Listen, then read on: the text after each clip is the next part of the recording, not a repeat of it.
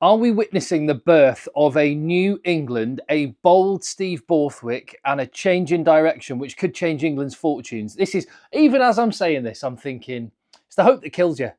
I am suddenly very, very optimistic following Steve Borthwick's squad announcement yesterday. And I think this marks a change with England. And I think we're going to see some of the frailties of England sorted and some of the strengths of England amplified. And that's what I'm going to propose anyway. Of course, come Saturday evening, I could be I could be eating my words. I'd love to know what you think. Your comments down there below. I'll get the word out eventually. I'll be there with you in the comments. Give the video a thumbs up and hit subscribe. I'm Tim. This is Egg Chasers, and yes, Steve Borthwick, right, announcing his team on a Tuesday. Is this a bold new Borthwick? A bit of swagger. He was laughing in the press conference. He looked relaxed. He looked like he had a sense of purpose. Of course, it's easy to have that kind of attitude when you've been in camp for a while and things feel great. It's very different when there's another team trying to stop you from doing all the things you've been working on, which is what's going to happen when they face the Six Nations champions, back-to-back champions, Ireland, who are going for a hat-trick. But I just love the confidence of Steve Borthwick naming his team 48 hours before he needed to, saying, go on then, Ireland, we don't care. Work out what we're going to do. We're quite happy, thank you very much. Who does he think he is? Rassie Erasmus? I can tell you for one thing, it threw me. Because, so you might have noticed there was no video reaction to the team announcement when it happened. That's because I was in a field in the middle of Shropshire with no signal whatsoever. And I had no idea that they'd named the team. Then when I did get some signal and WhatsApp messages started coming through, it was like, oh man, I can't make a video. I tried to front load my week and get all the other things I do out of the way so I could focus purely on the Six Nations from today, tomorrow, Friday. And Steve Borthwick goes and jumps the gun, and the England team that he named is there. And lots of headlines in this team, a lot of understandable selections and ones that aren't a surprise in the least. A couple of debutantes, some curveballs thrown in there for good measure. So the headlines really, a debut for Caden Murley. He's had some injury worries. He's been on the radar for quite a while, and he's had injuries which have stopped his progress. Emmanuel Faye-Waboso's injury has opened the door for him, and he has come in and leapfrogged Ollie Slightholme, Tom Roebuck to claim a place in England's starting lineup. And I think much like Emmanuel Faye-Waboso, Caden Murley just has a certain X factor. He works so hard. He has elite pace. We saw that in the Champions Cup game for Harlequins against Glasgow very recently. And I'm very excited to see what Caden Murley can do starting for England. What else? Alex Mitchell back. That is massive. That is absolutely huge. The one player they missed more than any other in November, and the one player who would have pulled things together massively. Alex Mitchell, standout starter for England in the 9 jersey. Huge that he's back and fit and available. Double Curry.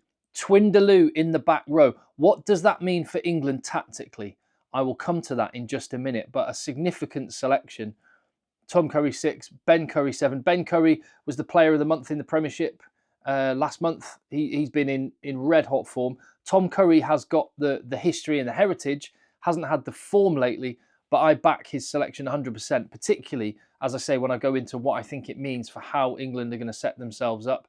And finally, I mean, I made the comparison between Steve Borthwick and Rassie Erasmus. One thing you've learnt to do, and I always do now, I'm sure you're the same, when South Africa name a team, I look at their bench first.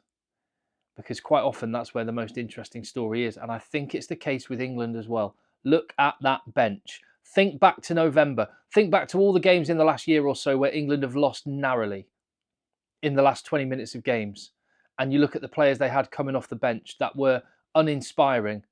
That inspires a bit of confidence. They have got big boppers on the bench. Ollie Chesham back. That's brilliant. Chandler Cunningham South, a beast. Go and shred people for half an hour. Tom Willis making his debut. Those three alone, but then you add to it Finn Baxter and Theo Dan, who are ball-playing front rowers. And you add to it Harry Randall and Finn Smith.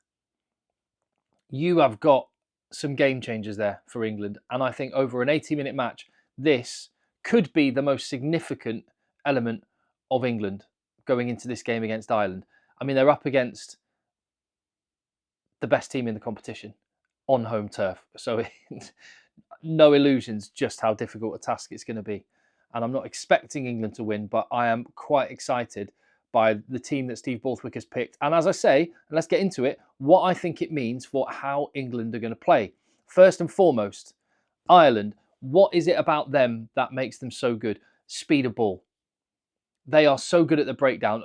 Number one, they're brilliant at attacking and slowing down the opposition. They are so streetwise. Guys like Josh van der Fleer and Caelan Doris, Tyg Byrne are absolutely amazing at pushing the boundaries, staying just on the right side of the line to slow down the opposition ball. They've got amazing rugby brains and brilliant athletes.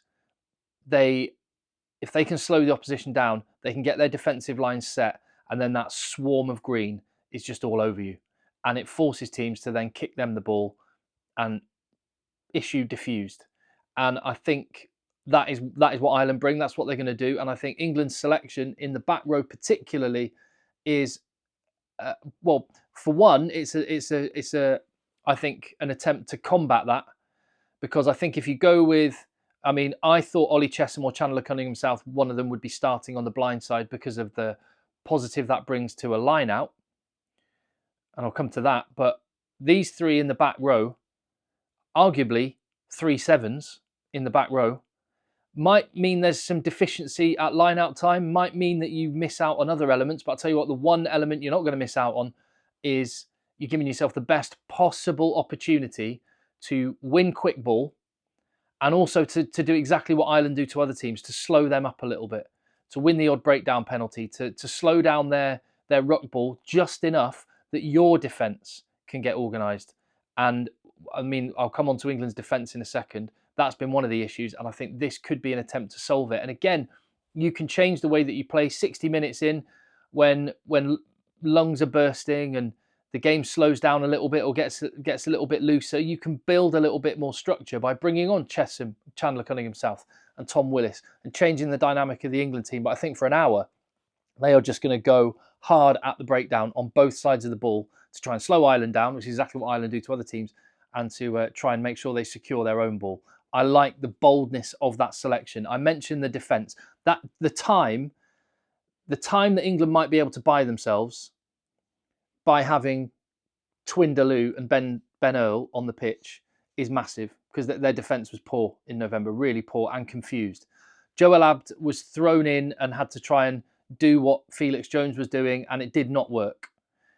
And the noises coming out of the England camp is the blitz defence is gone.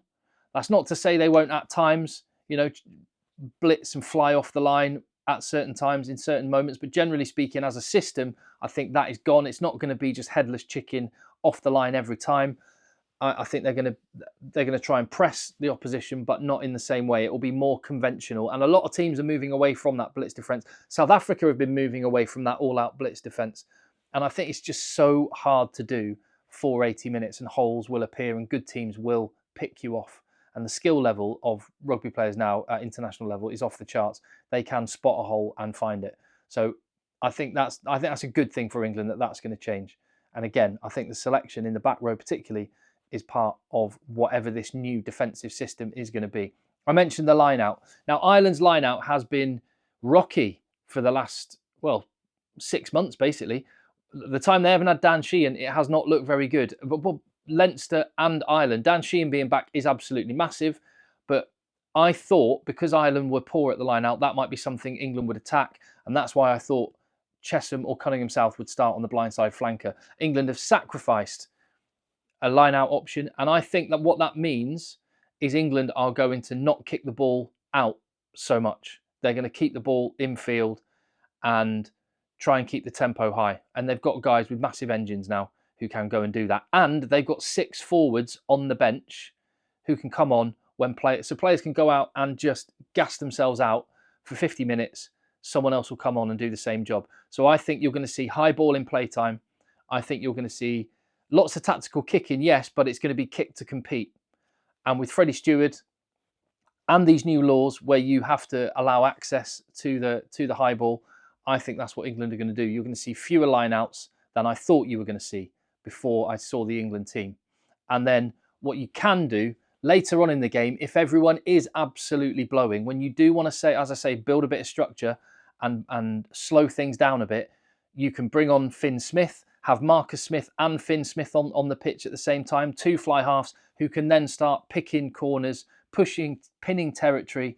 If you get yourself a lead, you can kick the ball out, slow things down a little bit, and then put the pressure on the line out with Chesham and Chandler Cunningham South coming on. And Tom Willis at 6'4" is a line out option as well. So I think it's going to be very different. England 0 to 60 and England's last 20 minutes. And that's what I'm quite excited to see, that there could be a real proper plan B. And I know some people won't like it, but I think this is what the last 20 minutes is going to look like. It'll be less kick to compete and it'll be more playing it on the deck with Marcus Smith sitting in the pocket and maybe the ball going out off the pitch a little bit more to put pressure on the line out with 6 forwards coming on and probably Ben Earl staying on for 80 minutes, shifting. Willis and Cunningham South with a more conventional, traditional 6, 7, 8. I'm excited. Genuinely, I'm excited, and I think some people don't like the 15 Marcus Smith thing within games. Starting, not a massive fan. Within games, I quite like it. It could also be the case that Tommy Freeman moves to centre, and you keep